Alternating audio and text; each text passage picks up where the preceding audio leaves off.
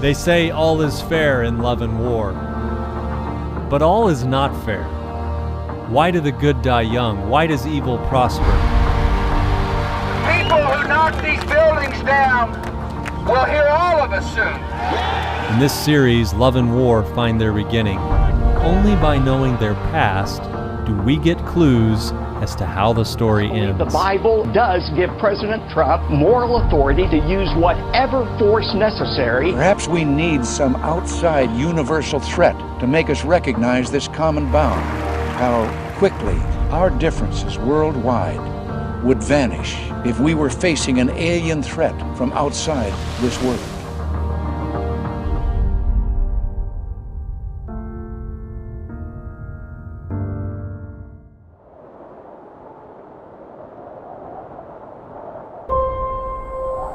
What I'm about to tell you is perhaps the most divisive subject in world history. It's the event we track time with.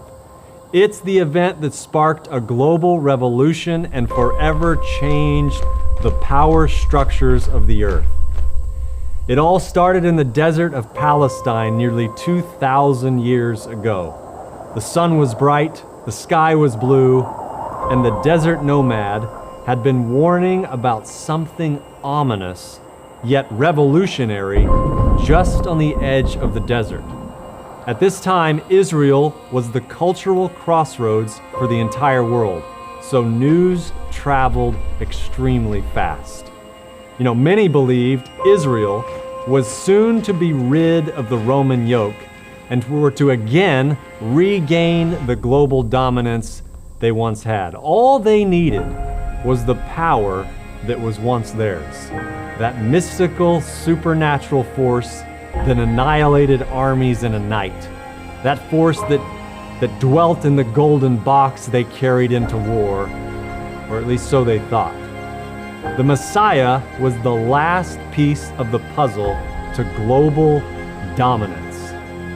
See, the nation of Israel was looking for a king to conquer the nations, someone to command the armies with invincibility, but instead, a poor Galilean child from Nazareth was rumored to be the chosen one, but he did not look the part. And as soon as the desert prophet boldly claimed Yeshua was the one they had hoped for, Lucifer began to fear for the safety of his kingdom. Lucifer had remembered a prophecy given by Michael way back in the garden that one day a child would be born who would crush the head of the serpent. And Lucifer fully understood who was represented by the serpent, he himself. So as Yeshua stepped out of the Jordan River, he was not headed to the city of David to be crowned king by the crowds like they had hoped, but instead he headed in the other direction to the desert by himself. Israel expected this moment for thousands of years that a king would come to make war. But this was because of a misunderstanding of the prophecies. Selfishness, empire building, and ambition led them to misunderstand the writings of the seers and oracles of old that had foretold of the mystery being revealed like a lamb, humble, innocent, and that would go to the slaughter. And finally, the time had come. A date with destiny. If mankind was to be saved from destruction, one of mankind would have to pass the test given way back in the garden. But not in the mind and body of a man like Adam or a woman like Eve, a giant, both of them with no temptations, no sins, no inherited tendencies. This time, it would be after 4,000 years of a degenerated race, after thousands of years of selfishness, which had nearly destroyed man. Isa al-Masih, the Messiah, the Prince, Yeshua, Jesus, whatever name you choose to call him, he would endure the threefold test under the most dire circumstances. This was the same test given in the garden. And he would overcome where man had fallen. He would take the crown from Lucifer and forever secure it upon man. So as the story is told, 30 years earlier, Michael, the prince of Janah, had stepped down and had become one with mankind, the son of Mary. And he grew up as a man, and now he would enter upon the very reason for his existence, this mysterious purpose, to save man and to reveal the mystery to all realms and begin to put an end to all the lies that were said about him and of Jah and of Janah. So for thousands of years, mothers and fathers had relayed the story to their children that one day the prince would come and he would save them from the destruction of selfishness before it was too late. You know, they say when the Spanish fleet landed on the shores of the New World, Cortez turned to them and said, "Burn the ships." And, you know, that moment 30 years prior in Bethlehem was somewhat of the same. There was no going back. Everything depended on Yeshua. Everything in the universe was at risk. When Jerusalem was destroyed the very first time by the Babylonian Empire, one of those Hebrew slaves in Babylon was visited by a guardian and given visions and dreams of the future. And he foretold of this event when the prince would come. But you should know that the condition of the world at that time, it was different. At this time when Yeshua finally comes on the scene, the world was under one government. Most people spoke one common language. Everyone was enamored with entertainment, pleasure, sports, and the people were tired of religion and the dryness of it all. They wanted something fresh, something that would give them hope, something that was genuine. Perhaps you're asking the same questions today. Give me the genuine. Israel was pretty much universally deceived and deluded by the demon of ambition. Roman rule was all they could talk about. It's all they could think about. When this Galilean was born, rumors began to circulate of a coming deliverer who would establish a kingdom solely for the chosen race and from which would exclude every other people on the earth. It was believed that the Messiah would break the heathen yoke to lift up his people and designate princes among them. And all nations would be summoned to appear before the one sent by Jah and would be called upon to surrender themselves or be consumed. So as you can see, this is not the same picture of a being who came to save his creation by voluntarily sacrificing himself for them. It was something entirely different. And that's where misperceptions and misconceptions came in. Lucifer watched as the prince came up out of that desert river, the Jordan, and he watched him walk into the desert wilderness, and he followed him. At first, Lucifer wasn't clear on what was going on.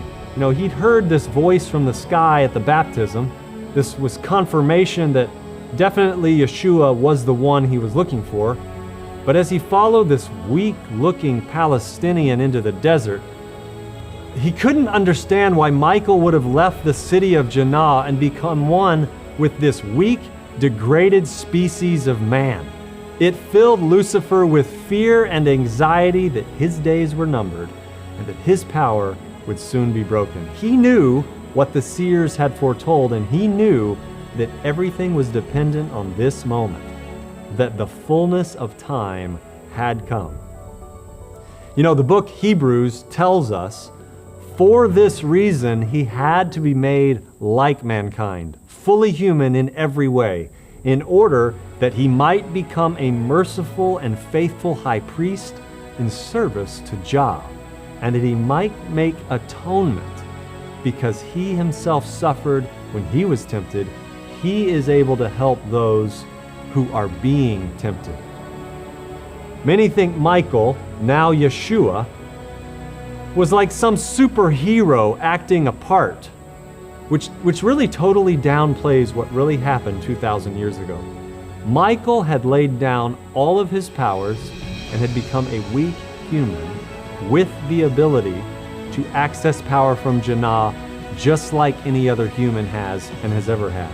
So he really became one of us.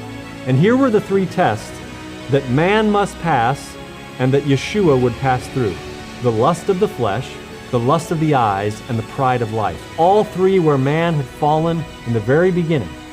But once into this desert, everything started to change. Even the facial expressions of Yeshua began to change. It was like this burden was being laid upon him, and for 40 days, he doesn't eat or drink. He just wanders in this desert. He looked like he was dying, and then finally, the time came. Lucifer hadn't been seen for many days, but then out of the blue sky, he appeared like a flash of lightning, and he was beautiful, young, vibrant, full of wisdom. Words don't do Lucifer justice. He began to walk up to the prince, appearing as a guardian from the city of Jannah. And he stated that he had been sent as a kind gesture to sympathize with Yeshua.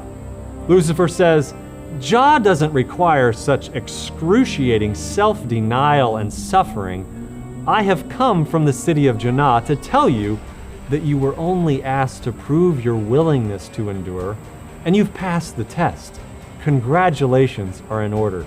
You don't need to continue to suffer painful hunger or even risk death from starvation. And then he kind of offers himself to it. Let me help you. I'd like to think this dude at this moment, Lucifer, was one smooth mamma jamma. But it gets better. Lucifer then says, I'm trying to be generous here. I mean, considering the circumstances. I know that for many years, your sweet mother misled you, thinking you were someone special. But you know, after the adultery, your stepdad Joseph tried to cover it up and had your mother believe this fanciful fantasy. I mean, look at you, look all around. Did they not tell you? Well, allow me. One of the most exalted guardians of Jannah has been exiled to the earth. And Yeshua, you should know that you are no prince of Jannah, but instead you're a traitor. You are the fallen Lucifer who has been banished. Look at our appearances. The evidence is clear. This was a masterclass in psychological warfare. And so Lucifer goes on with this craftiness and this guile, and he goes on to say, you know, it was not in the character of Jah to permit anyone to endure such extreme suffering like this, well, unless, of course, in the event that Yeshua was actually the archenemy of Jannah. Then, perhaps, you know, the conditions could be right. You see, Lucifer was hoping to plant and insinuate just enough doubt to get the prince to assert himself. Because if Yeshua used any of his powers that he had access to, then he could not honestly stand in the place of you and I. And so Lucifer, he goes on to state that Yeshua was clearly no representative of Jannah and much less a commander in the royal courts. Yeshua's appearance indicated that clearly he was forsaken by his own race and by those in the city of Jannah. But if he wanted to prove himself, well, then just a simple test could be demonstrated. By taking the stone at his feet, turn it into some bread, nothing fancy, just bread. And if he could do this, then Lucifer would give him the benefit of the doubt. Work some magic for your own benefit. And so you can imagine this moment. How does Yeshua respond to all of this? Well, he acts like he hadn't heard a word of it. He came to save the race and not himself.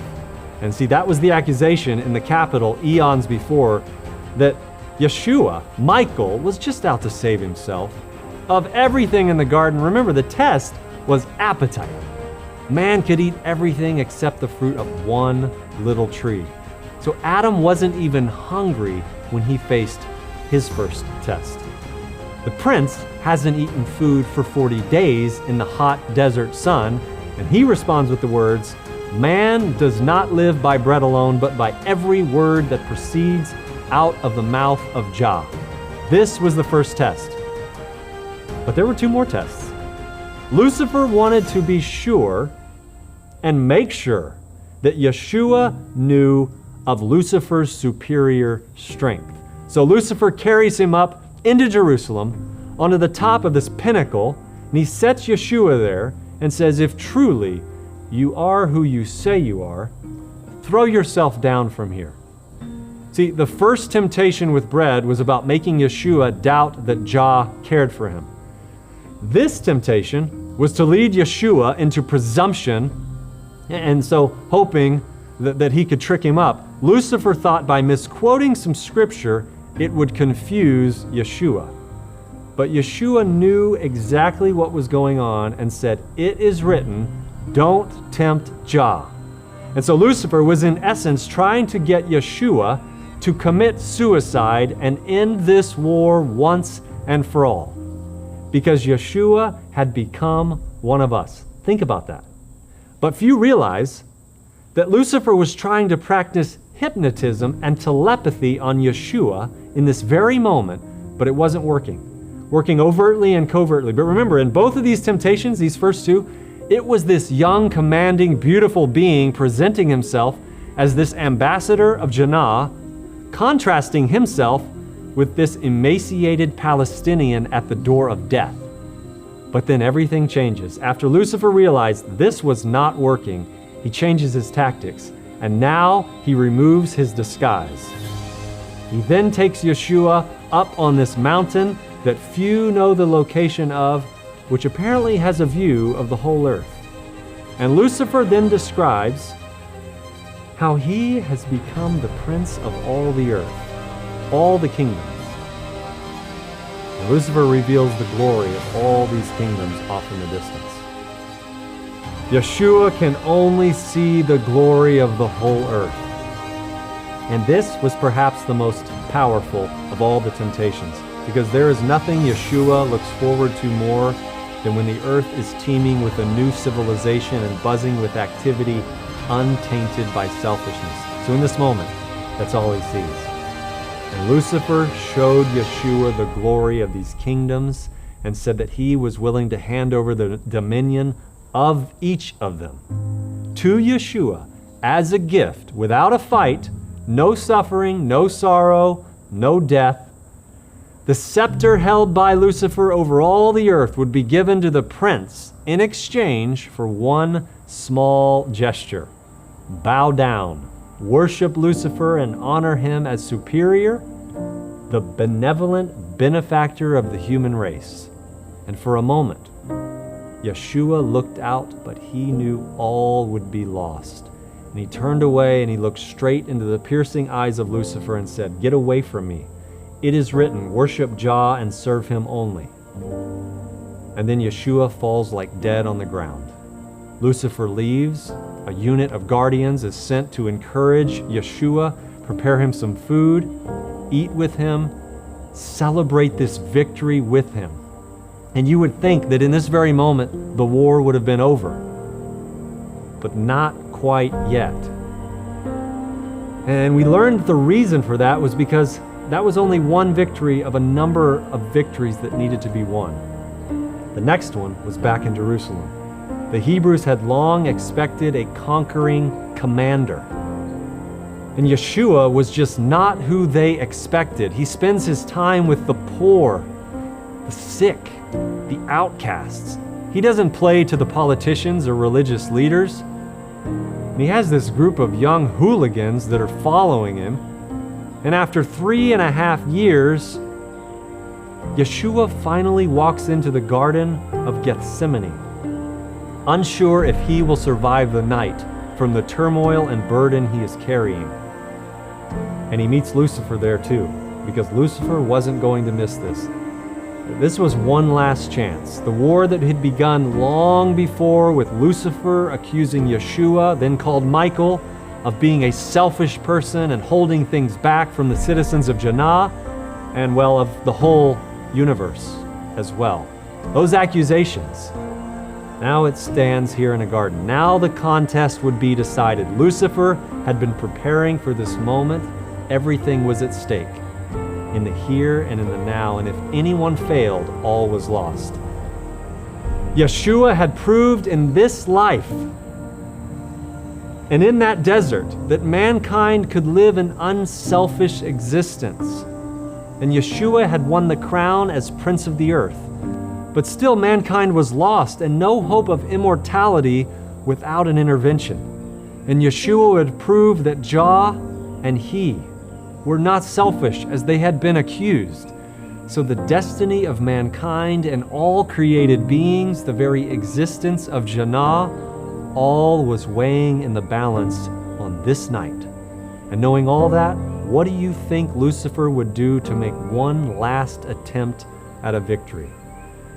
He can't kill Yeshua, so he has to lead him outside the protection of Jah and the guardians. And to do that, Lucifer begins whispering that if Yeshua lays down his life for mankind, the separation from Jah and Jannah would be eternal. And Lucifer whispers, what would be gained from this sacrifice anyway? Look at how ungrateful man is and was. All these thoughts are being implanted telepathically so that Yeshua needs to filter each and every one to determine, are these my own thoughts? Are these thoughts from the enemy?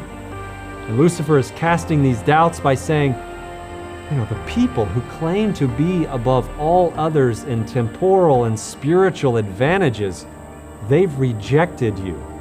They are seeking to destroy you, the foundation, the center, and seal of the promises made to them as a peculiar people. Everyone's going to forsake you. You can imagine Yeshua's entire being is shuddering. This conflict is terrible. The guilt of a world lying in the darkness of selfishness and superstition. At this moment, all of the unfallen worlds were watching. All of the citizens of Jannah are watching. Everyone. What will happen next?